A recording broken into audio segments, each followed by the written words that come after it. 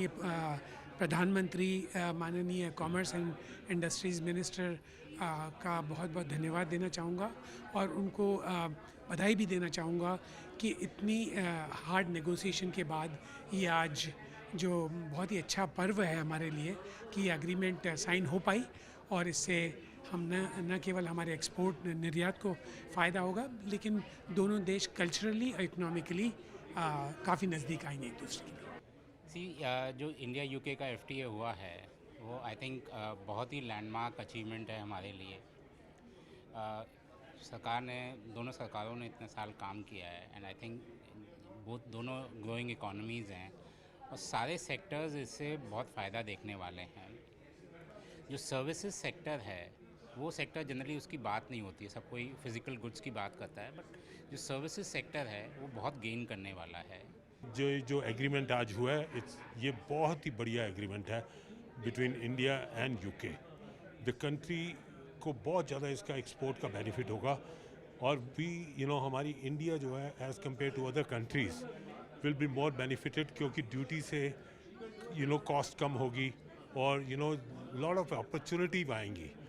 और service industry में like logistics, like chartered accountants, like lawyers, they all will get benefit also. UK में हमारा बहुत बड़ा आशाएं हैं उधर पर, क्योंकि $754 मिलियन का अभी जाते हैं हमारा एक्सपोर्ट। वो बहुत कम समय में हम लोग देखते हैं 2.5 बिलियन के एक्सपोर्ट हम लोग कर सकते हैं, बिकॉज उत्साह और जो एंथुजियाज्म है वो हमारे एक्सपोर्टर में बहुत ज़्यादा है इसके लिए कि यूके जैसा मार्केट में उसके एंट्री मिला, क्योंकि $20 बिलियन का वो मार्केट है, उसमें हम लोग खाली 754 मिलियन कर रहा था।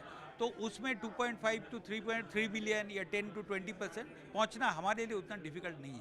मुझे लगता है जितने सेक्टर्स हैं उसमें जो हमारा एग्रीकल्चर और प्रोसेस फूड सेक्टर है उसको बहुत ज़्यादा लाभ हुआ है। एक छोटा सा उदाहरण देता हूँ कि 95% हमारे प्रोडक्ट्स हैं जिनको फ़ायदा मिलने वाला है इससे। यहाँ तो वो ज़ीरो ड्यूटी हो जाएंगे और या फिर जो है उनके ऊपर कोई मिनिमल सा रहेगा, तो इनफैक्ट वाई मिनिमम ज़ीरो ही ड्यूटी हो जाएगा। तो इतना ज़्यादा हम लोगों को फ़ायदा होने वाला है। According to me, this free trade agreement is really a fantastic step for the future of our gem and jewelry industry. Right now, gem and jewelry industry is at $754 million with UK. So we are expecting in next 2-3 years it to reach at $2.5 billion. So I really congratulate Indian government and UK government for this step. Euro to dollar का advantage जो India को है वो एक additive advantage है, क्योंकि right now हमारे को एक 13% का गेन मिलता है अपने लेबर में, बिकॉज यूरो टू डॉलर का conversion is 1.13। So I think दोनों को जब कंबाइन करेंगे, ड्यूटी फ्री एक्सेस को और यूरो डॉलर को, तो it is a great opportunity for India to take a leap into exports. UK एक जो मार्केट है हमारे लिए, it's a very prominent market. It is about $500 million and अभी हमारा share is close to 5 to 7%। और ये सेटा के बाद में we are very hopeful that within the next 5 years our share will increase at least double. It can also be more than that, but we are very hopeful कि double तो हो ही जाएगा। हमारा जो लेदर सेक्टर है इसके अंदर काफ़ी बेनिफिट है इस एफटीए से।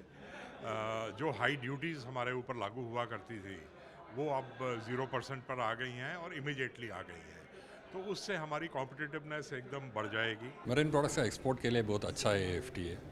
अब तो 125 मिलियन का आसपास का एक्सपोर्ट होता है।